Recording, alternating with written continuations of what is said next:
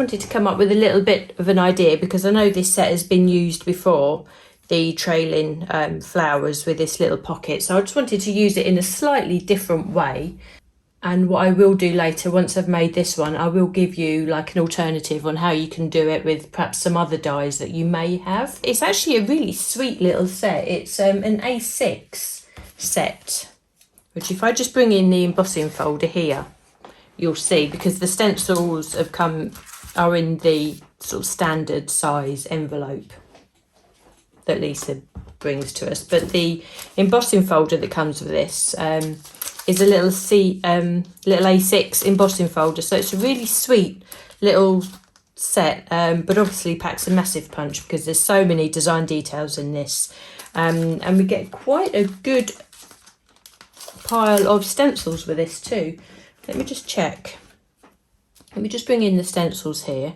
We actually get, 12 stencils in this. So as I say, it really does pack a punch, just because it's one of the smaller sets.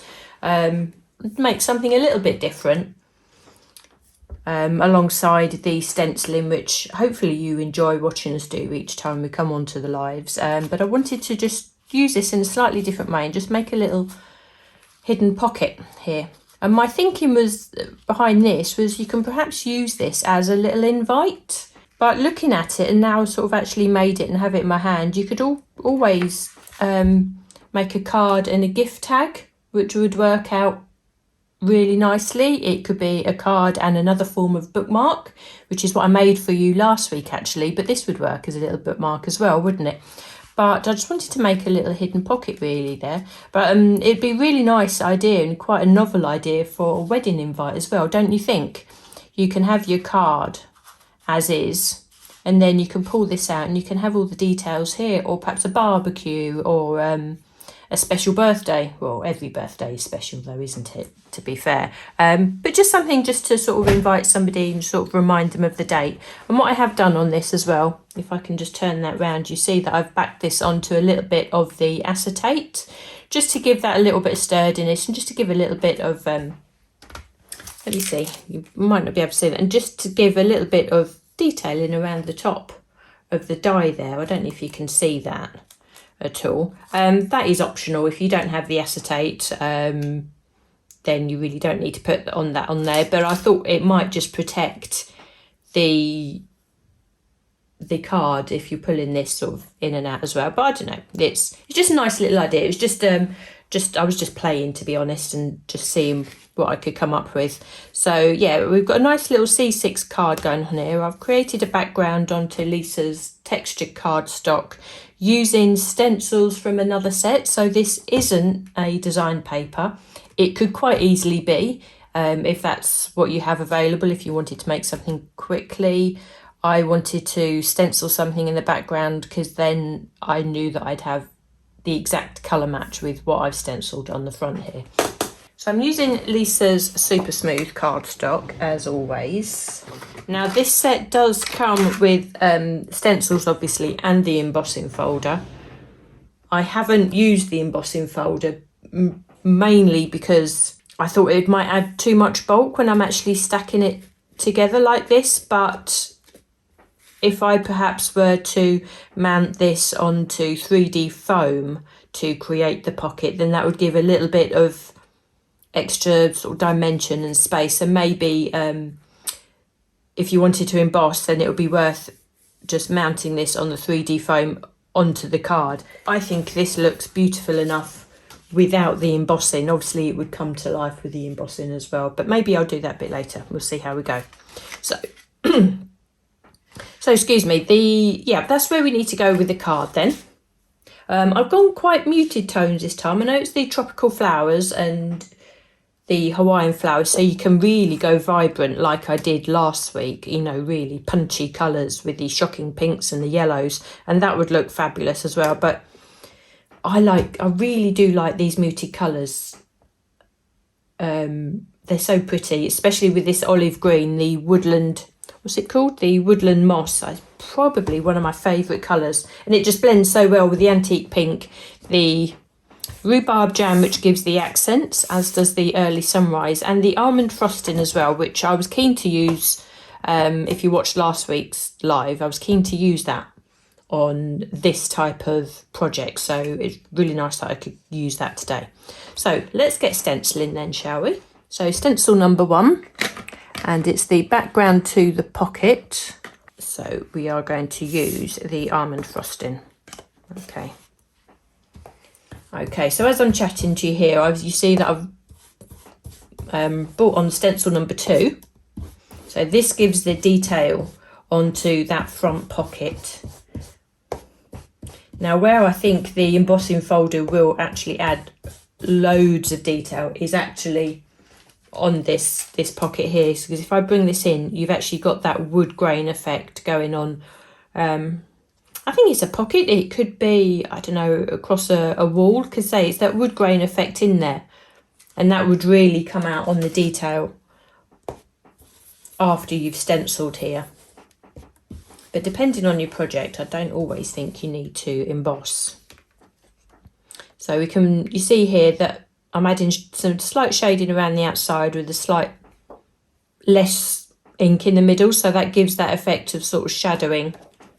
That's the effect that I do like to keep.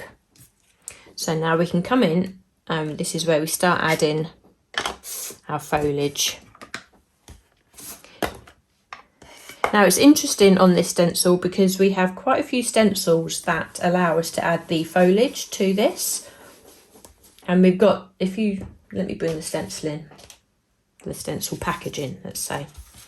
And if you actually look at this, we've got various different types of leaves going on. Now what you could do is use various greens to achieve different looks. But what I quite like to do is just use the one green, but actually layer it at different intensities, at different levels. And I think that's using the stencils actually enables you to do that with a lot more ease. So this first stencil with the foliage, I always go on really light, and I'm conscious that we will build up details from sort of the bottom upwards. That's the way I like to think of it. So if we come in with stencil 4, we have some detailing on the foliage here, and this is where I change my stencil, change my tools, and I come in with the thicker of these stencil brushes. And what this enables me to do is add the ink, but because I'm using a smaller brush and I can pick up, I think the way that the bristles are on these stencil brushes enables you to pick up more ink. So it means that the amount of ink that you transfer to the paper is a lot more, so you actually get that shading straight away. Okay, so where are we? Stencil number 5 now, and we have just 2 areas, and again we can come in quite dark with those. I think the beauty of using Lisa's inks as well is that they offer so many shades within one ink pad, depending on the tool that you use. They can come out as bold as you like, as bold as the colours that suggest on the lids here. But if you use them really gently, you can have a lot paler colour, and that again, I think that really helps those who are new to stenciling create those different shaded areas, again without having to think about it too much. The blending brushes here give us so much control to be able to come in with a really light layer. We can also use these same blending tools to come in really dark as well. And you can see actually while I'm chatting here, the details on these stencils are really building up quite straight, quite straightforward. Now I did just slightly move my stencil a little bit there, so I'm just going to edge that back into position. And you can see also with these pink flowers that the very first layer, the background colour, I went on really light, but now I can actually come in and put a lot more ink onto the brush, and I'm very conscious and then making sure that that goes through the stencil, so we get that tone of colour using just the one ink pad. As pale as this ink pad is as well, you really can still build that colour. Now I'm just coming with my stencil brush and I'm just putting a tiny little bit of extra ink in the centre of those flowers. And believe me, even if that doesn't show on camera, that will make all the difference, because you will actually be able to see that sort of with your own eye. So now we come on to stencil 10. And it's amazing how quick you really do work through these stencils. So I'm going to come in with the rhubarb jam here. So this is one of the sets with probably the highest number of stencils that Lisa's done. But as I say, you really do work through them so quick. And it's great to see the detailing building up. And you can see this one here, I'm actually bringing in 2 colours on the one stencil.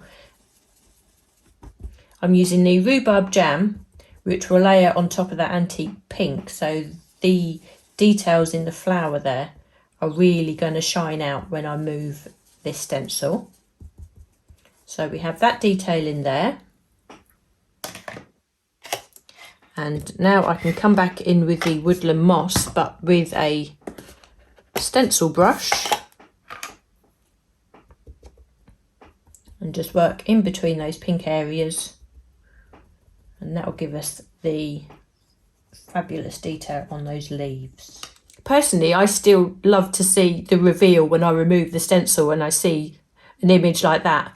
It never gets old, especially when you sort of perhaps change up your colourways and whatever. But so this is stencil number 11, and this is the detail in the middle of the flowers. This is where I'm going a little bit bolder with the orange, but I think that works and layers really nice on top of the pink there. Actually, someone's just mentioned the interference inks. Actually, do you know what? I did think about that when I was prepping, and I forgot to get them out because my mind was racing off a million miles ahead of me. But actually, if you're doing something like this, what would really be nice, actually, let me do it. Bear with me 2 ticks. Just as a little highlight in the centre. Actually, perhaps I will do it on these ones, shall I? It'll be really nice just to add that little bit of mica in the centre of those flowers. I mean, you can do the whole lot with your interference inks, of course. And that would make the whole project really special. But I think sometimes it's really nice just to add little extra details, isn't it? So let me see if I can go over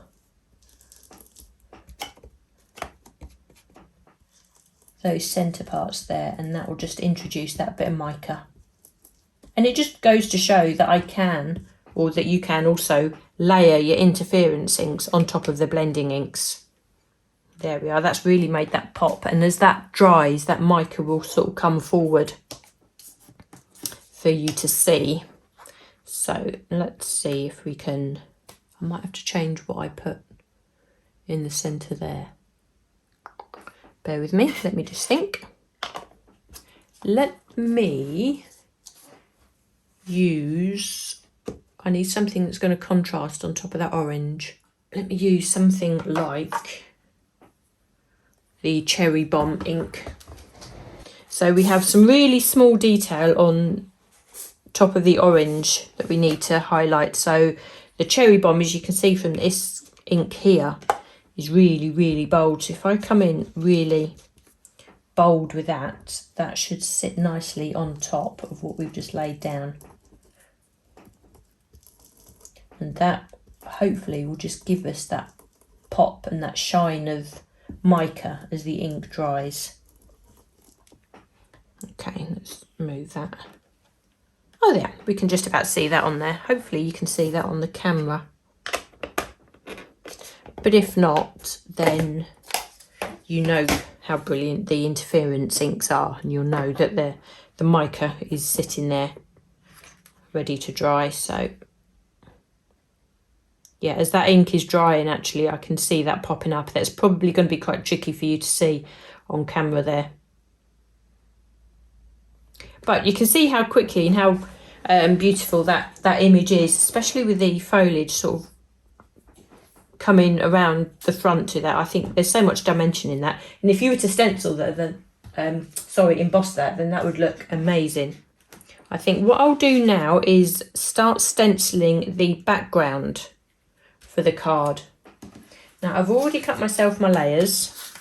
I've got myself the card blank, and to actually create that, sorry about that, I've just put it away. To create the card blank here, I've just taken myself a C6 card, and I've taken the A2 stitched rectangle set, and I've taken the largest die from there. I've lined up the die so that the cutting edge, not the stitched edge, but the cutting edge, which is the solid line, just overhangs the spine of the card. So the spine isn't cut and that stays intact. But what it does do is give you that stitch detail just running down the spine and also around the outside as well. So we have our card blank created that way. Then the matten layer that's going to sit on top of the card here that I've cut with textured cardstock is just cut from the next size down here. Okay, so now you have the stitch detailing on both layers of those cards, which I think gives a really nice finish.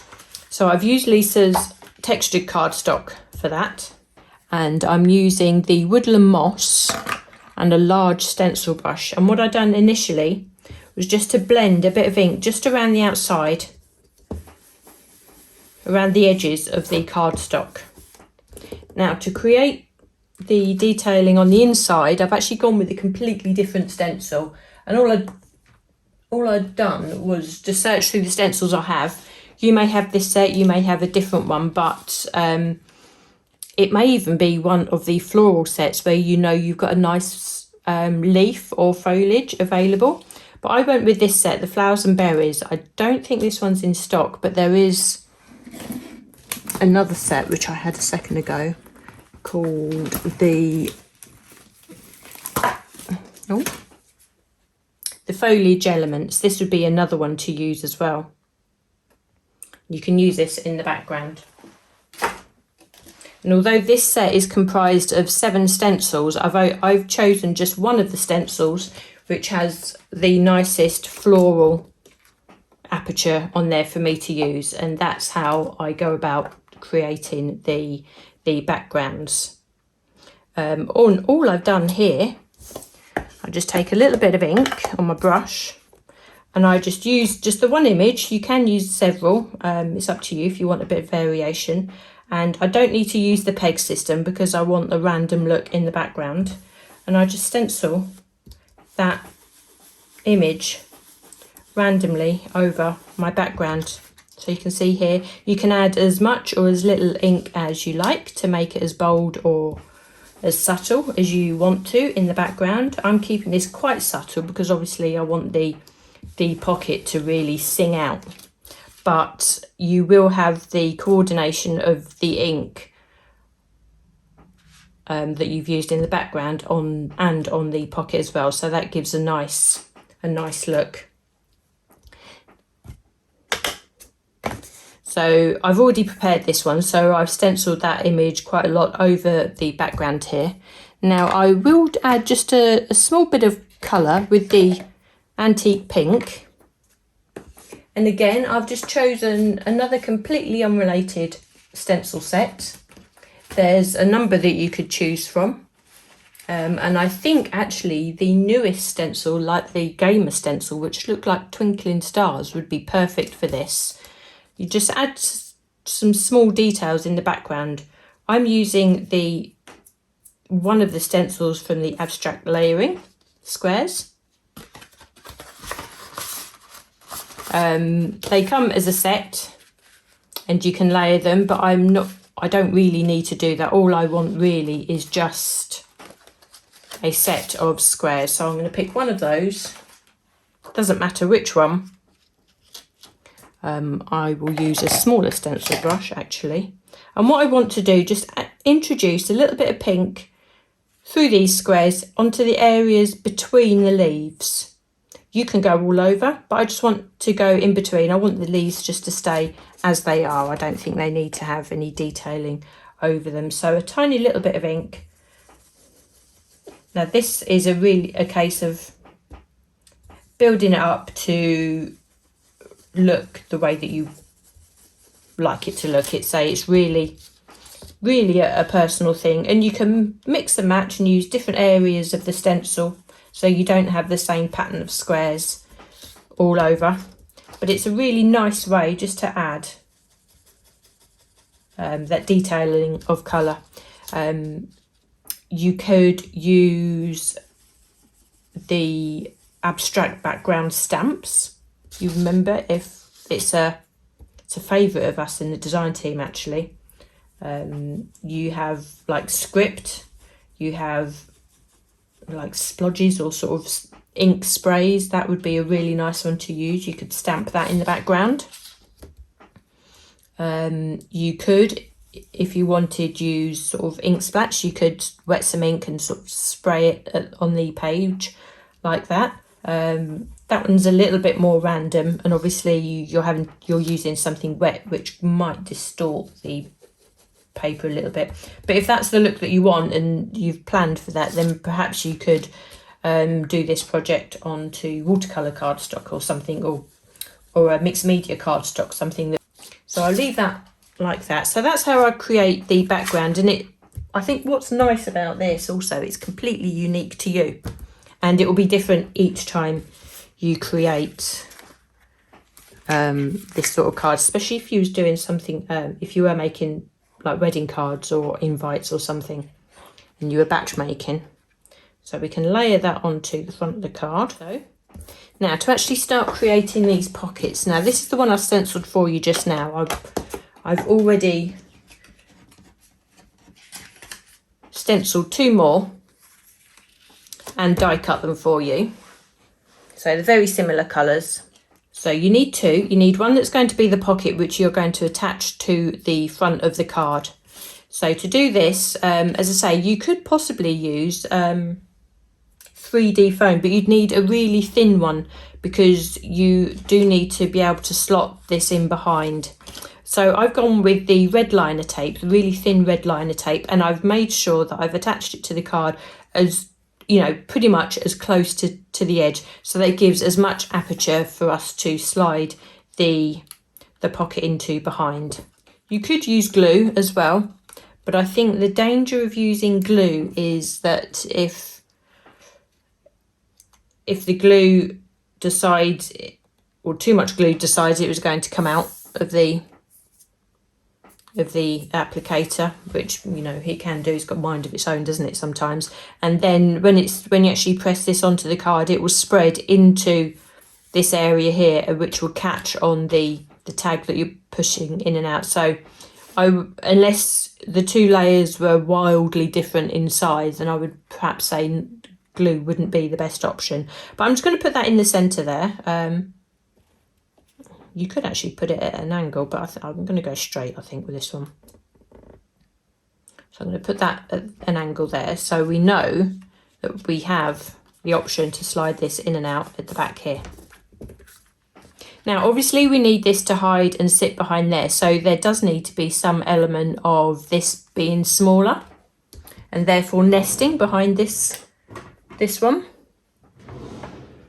And if you actually look at the design, Lisa's actually worked in a border for us here. So what we can do, we can just take our scissors and we can just start adapting this. So I'll start off at the bottom here. There's this natural cut line that goes in, that gives the border. So if we actually start cutting along there to start with, and then we can follow that line up to the foliage. Now, it's up to you how you do this. You can either go straight up or you can cut around the flowers. Both ways would work, and I think it depends on sort of the construction and how you're finding this will work, but I think either way would work really well. I'm just going to cut around the flowers there. So I think it's nice that you still have that little bit of shape. So again, I'm going to cut around this leaf here and then just follow this line down like so. So you can see that this layer is now smaller. And actually, if you didn't want to create the pocket and you wanted to decoupage this image, that would be a really nice way to do that also. And you can actually use 3D foam and decoupage that on the top. That's just another idea. But you can see now that this slots down behind there much easier than it did before. And you can see that that hides behind. Okay. Now this is where I thought it was actually a nice idea to put the acetate behind this layer, just to give that little hint that there is something extra going on. So I've taken some of Lisa's new acetate. I've used this one with a nice snow falling on here. This also shows that this can be used all year round. Obviously it's going to look like snow falling if you're using it in a Christmas theme, but it doesn't have to be used for that at all. I'm taking the die from the embossing folder set here. Now I want to die cut the acetate so it's a similar shape to this, but I want the acetate to appear larger around the top of the flowers, and the way to do that is for this layer to be larger, and we need to sort of offset it and shadow it, don't we? But if we do that, it would mean that the acetate will fall short of this tag here. So to avoid that, there's just a little nifty trick you can do when you die cut this. So I brought in my embossed die cutting plates here. You take your piece of acetate and your die. Have I got, yeah. And when you put these on your plates to die cut, what you want to do is just to make sure that the bottom, can I just check that you can see? Yeah. That the bottom of the die is off the edge of your cutting plate, like so. So you put your cutting plate on there, like that, and you can see that the acetate and the die are off the edge. Okay, so what that means is that basically you can create like a bottomless layer with this die now, because this edge of the die isn't cutting. So that's what I've done here already. So it's die cut the top part, and it now gives me the option to use my scissors and just snip away. And we have the precision of the die cut on top here, but we can create this to be any length that we want. Now, just before I move on, I was able to die cut this really well, and the acetate hasn't cracked, but what it has shown, and I don't know if Lisa was able to show this on her last show or when this was on, that there is actually a protective film on the acetate that you can peel away. So that now leaves us with a perfectly clear, lovely piece of acetate there.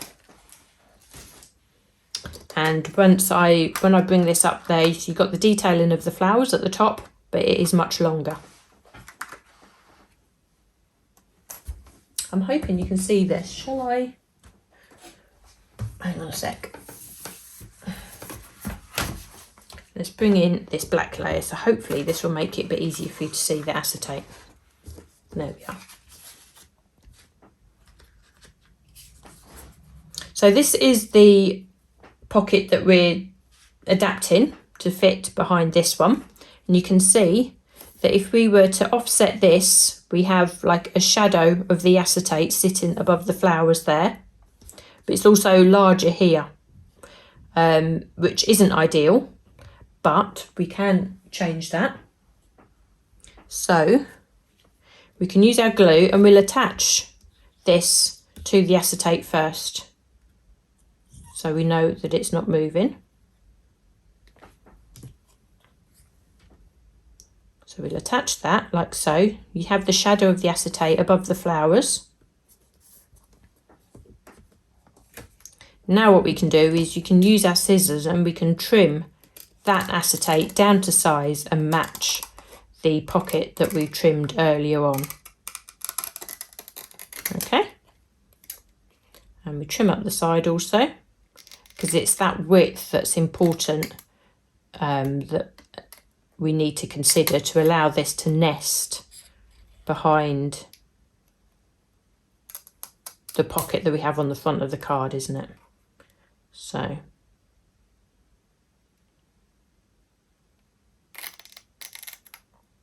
we'll just trim up the side there, and like so. Actually, I might get my smaller scissors just to nip into that detail there. There we are.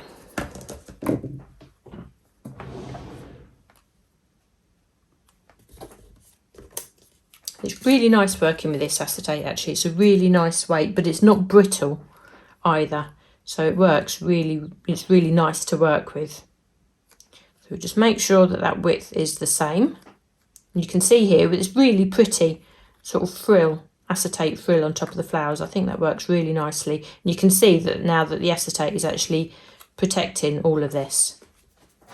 Now, just as a quick finishing touch, before that glue dries, I've actually got myself a little bit of ribbon. And this will just give you that little loop to enable that pocket to be pulled in and out. And I'll just try and attach that quickly before that glue dries too quick. So I'll just pop that in there behind and just smooth that down. I did pop a little bit of double-sided tape actually behind on each side of the ribbon, and the glue will just hold that in place. Now, just one point in question actually when attaching this. This is the one I made earlier on, so the glue has dried, and you can see that the glue is virtually impossible in between the acetate and the front piece there. So don't be frightened of using glue between those to attach. That works out really, works out really nicely. So that's our little tag, and then you can write a little secret message in there or invites, details, whatever you think is relevant to the card that you're making. And you can see now that because we've made this narrow, this will actually slot down behind that pocket, and you have a little secret note. And all that gives it away perhaps is that you've got a little bit of acetate there and you've got your loop, and that you can pull that out.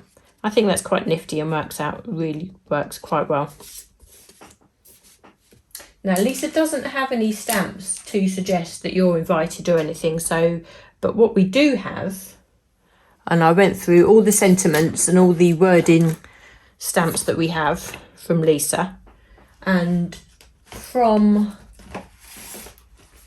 this set here, the scripted sentiments, there's a lovely little message that says Happy Mail. So I thought that was actually quite nice to put on the front there. So we can stamp that using Lisa's black ink straight on the front there. But again, depending on what you're making this card for, you can alter that message. So there is a nice little hidden pocket created with our trailing flowers. Now, I did mention that there is, if you don't have this particular set and you wanted to create something very similar, it could be that you have Lisa's nested pocket builder set. Now here, of course, Lisa's done the work for us, and she's already created our nested pockets for us.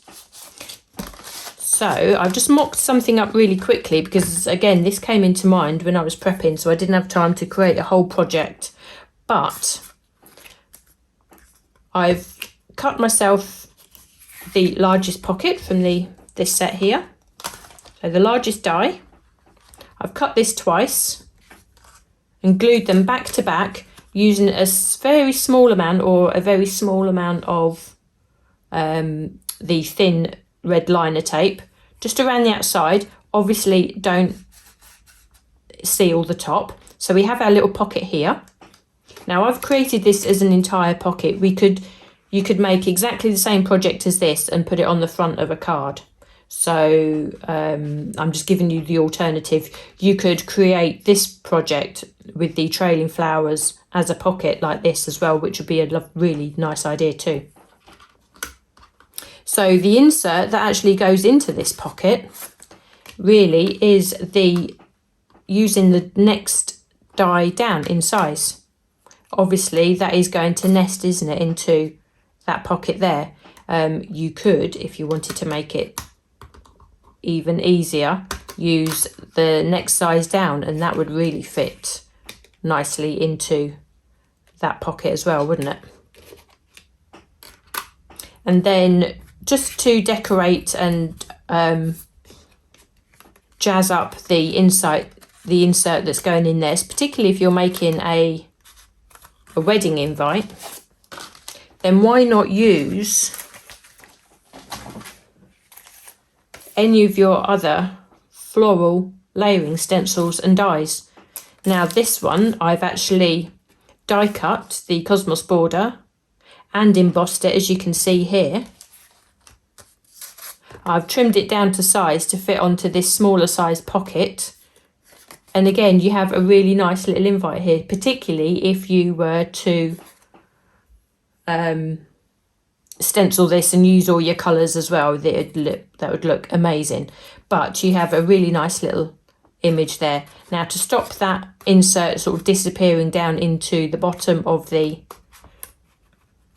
pocket there, I've actually left this bit open so you can hook that over the top, and that is just, again, just a really nice little invite on its own.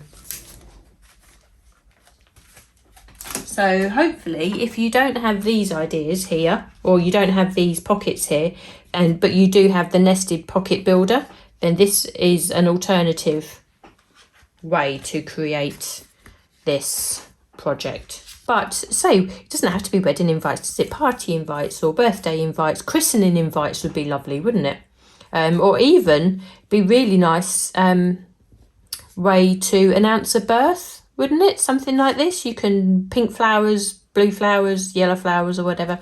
But yeah, it just gives you another idea and different way to use your products. So thanks so much for joining me today. So thanks so much for joining me, everyone. Take care.